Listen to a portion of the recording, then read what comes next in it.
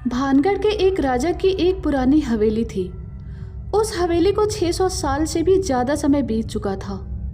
वो हवेली भानगढ़ में एक घने और जंगली इलाके में थी, इसलिए वहाँ पर काफ़ी कम लोग आया जाया करते थे। उस हवेली की देख रेख करने के लिए गवर्नमेंट ने रामलाल और कमला नाम के एक विवाहित जोड़े को रखा था। एक बार गवर्नमेंट की तरफ से उस हवेली में जांच पड़ताल करने के लिए पुलिस ऑफिसर एसीपी प्रज्ञा को उस हवेली में भेजा गया। सुबह के 7 बजे प्रज्ञा दिल्ली से भानगढ़ जाने के लिए निकल गई और शाम के 4 बजे तक वो सही सलामत उस हवेली तक पहुंच गई। वो इलाका बहुत ही ज़्यादा सुनसान था, इसलिए वहां पहुंचते ही प्रज्ञा के मोबाइल से नेटवर्क गायब हो गया, जिस कारण प्रज्ञा बहुत परेशान हो गई क्योंकि वो ठीक ठाक उस हवेली तक पहुंच गई।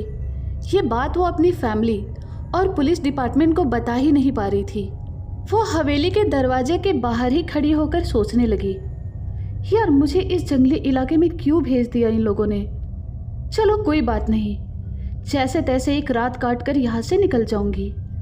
ऐसा सोचकर प्रज्ञा ने उस हवेली का दरवाज़ा खटखटाया। उसके बाद कमला ने दरवाज़ा खोला और फिर प्रज्ञा उस हवेली के अंदर चली गई। उसके बाद रामलाल भी वहाँ आ गया। उन दोनों को देखकर प्रज्ञा ने कहा, कमला और रामलाल, तुम दोनों को मेरे आने की खबर पता थी ना? इस पर रामलाल ने कहा, हाँ मेम साहब, हमको पता था। प्रज्ञा ने कहा, मैं आज की रात यही रहने वाली हूँ, तो क्या आप लोगों ने मेरे खाने पीने और सोने का प्रबंध किया है? इस पर कमला ने कहा, हाँ मेम साहब, आप उस सामने वाले कमरे में रह सकते हो। प्रज्ञा ने कहा, ठीक है कमला, आप मेरा सामान लेकर मेरे रूम के अंदर चलो, और रामलाल आप यहीं पर रुको, मुझे इस हवेली के बारे में आपसे कुछ बात करनी है। उसके बाद कमला प्रज्ञा का सामान उठाकर वहाँ से चली जाती है। उसके बाद प्रज्ञा ने रामलाल से पूछा, आप लोग कहाँ से हो? तो रामलाल ने कहा, जी हम यूपी बिहार से हैं। इस पर प्रज्ञा ने कहा, ठीक है, आप लोग इस हवेली में कब से काम कर रहे हो?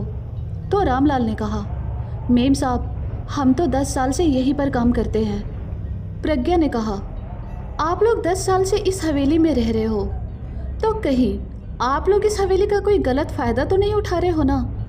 प्रज्ञा की ये बात सुनकर रामलाल ने घबराते हुए कहा, अरे नहीं मेम साहब, आप ये कैसी बातें कर रहे हैं? हमें तो इस हवेली की देखभाल के लिए रखा गया है, और हम पति पत्नी भला क्यों गलत फ़ायदा उठाएंगे? इस पर प्रज्ञा ने कहा, अच्छा ठीक है, अब आप मुझे पूरी हवेली दिखाइए।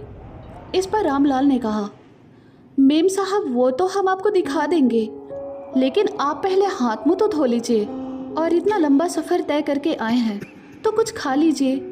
इस पर प्रज्ञा ने कहा, रामलाल जी खाना पीना बाद में, पहले अभी मुझे ये पूरी हवेली देखनी है। रामलाल ने कहा, ठीक है मेम साहब, चलिए। उसके बाद रामलाल ने प्रज्ञा को वो पूरी हवेली दिखाना शुरू कर दिया। प्रज्ञा उस हवेली का एक एक कमरा और हर एक जगह एकदम अच्छे से देख रही थी, जैसे कि वो हवेली उसकी खुद की हो।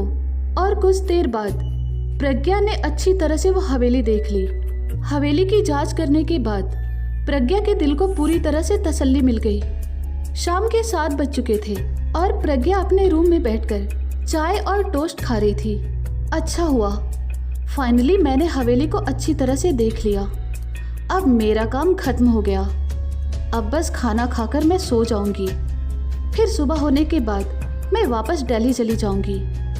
अभी प्रज्ञा कुछ आगे सोच नहीं वाली थी, लेकिन तभी अचानक किसी ने उस कमरे का दरवाज़ा खटखटाया। ये सुनकर प्रज्ञा ने कहा, दरवाज़ा खुला है, आ जाओ। उसके बाद कमला अंदर आ गई और उसने प्रज्ञा से कहा, मेम साहब आज रात आपके लिए क्या खाना बनाऊं? इस पर प्रज्ञा ने कहा, बनाओ कुछ भी जो यहाँ पर बहुत स्पेशल है। ठीक है मेम साहब। ऐसा कहकर कमला उस कमरे से बाहर जाने ही वाली थी कि तभी वो वापस आकर प्रज्ञा के बगल में आकर बैठ गई। वो देखकर प्रज्ञा ने पूछा, क्या हुआ कमला? तो कमला ने कहा, मेम साहब लेकिन एक बात कहना चाहती हूँ। प्रज्ञा ने कहा, हाँ बोलो। कमला ने कहा, मेम साहब आप देर रात को इस किले से कहीं बाहर मत निकलना, और इस कमरे के अलावा और किसी भी कमरे में मत जाना। इस पर प्रज्ञा ने हंसते हुए कहा। क्यों? कहीं तुम लोग इस किले में कुछ गलत काम तो नहीं कर रहे हो ना? ये सुनकर कमला ने सीरियस होते हुए कहा। अरे नहीं नहीं मेम साहब, ऐसी कोई बात नहीं है। प्रज्ञा ने कहा। तो क्या बात है? इस पर कमला ने डरते हुए कहा। क्योंकि ये भानगढ़ का किला भूतिया है और रात को ये बहुत ज़्यादा खौफनाक हो जाती है। प्रज्ञा ने कहा। प्लीज़ कमला, बेकार की बात मत करो। इस पर कमला ने कहा। नहीं मेम साहब नहीं, हम झूठ नहीं बोल रहे हैं। तो प्रज्ञा ने कहा। देखो मुझे कुछ नहीं सुनना, प्लीज़ तुम जाओ यहाँ से और जल्दी खाना बनाओ। उसके बाद कमला वहाँ से चली गई। रूम में प्रज्ञा बहुत ही ज़्यादा परेशान हो गई थी क्योंकि उसके फ़ोन में नेटवर्क ना होने के कारण वो किसी से भी बात नहीं कर पा रही थी और ना ही इंटरनेट चलाकर टाइम पास कर सकती थी। उसके बाद प्रज्ञा अपने मोबाइल पर गेम खेलते खेलते टाइम पास करने लगी और थोड़ी देर बाद वो खाना खाने के लिए किचन में चली गई। वहाँ पर रामलाल, कमला और प्रज्ञा तीनों बैठकर खाना खा रहे थे। खाते खाते रामलाल ने कमला से पूछा। कमला, क्या तुमने वो बात मेम साहब को बताई? कमला ने कहा। हाँ बताई, लेकिन मेम साहब को हम पर भरोसा नहीं है।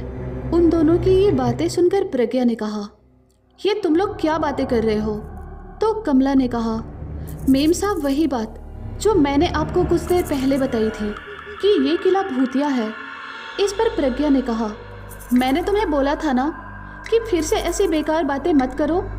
ये सुनकर रामलाल ने कहा। नहीं मेम साहब, ये बेकार की बातें नहीं हैं, ये किला सच में भूतिया है। तो प्रज्ञा ने कहा। हाँ मुझे पता है, क्योंकि ये किला बहुत पुराना हो चुका है, इसलिए बहुत लोगों ने इस पर कहानियाँ बनाई है और मैं भी इस किले के बारे में पहले ही बहुत सारी डरावनी कहानियाँ सुन चुकी हूँ। लेकिन ये सब अंधविश्वास और इस किले के बारे में उड़ाई गई अफवाह है, इसीलिए मुझे इन बेकार की बातों पर रत्ती भर भी भरोसा नहीं है। ऐसे ही इधर उधर की बातें करते हुए उन लोगों ने खाना खा लिया। कुछ देर बाद प्रज्ञा अपने कमरे में वापस आ गई और थोड़ी देर बाद वो सो गई। लगभग आधी रात को अचानक प्रज्ञा के कमरे के बाहर से किसी औरत की खुसफुसाने की आवाज़ आ गई।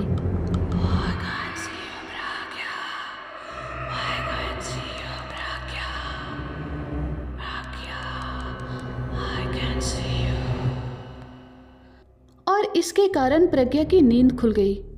वो जम्हाई लेते हुए उठी। उसके बाद उसने उस आवाज़ को ठीक से सुना तो वो औरत उसी का नाम पुकार रही थी। प्रज्ञा, ओ प्रज्ञा, प्रज्ञा। आखिर वो कौन है जो प्रज्ञा को इतनी रात को आवाज़ दे रहा है? कहीं ये रामलाल और कमला की कोई चाल तो नहीं? क्या सच में ये हवेली भूतिया है? आखिर क्या है ये 600 साल पुरानी हवेली का राज? जानने के लिए देखिए भानगढ़ की हवेली पार्ट 2 बहुत ही जल्द आ रहा है रिया हॉरर जोन पर।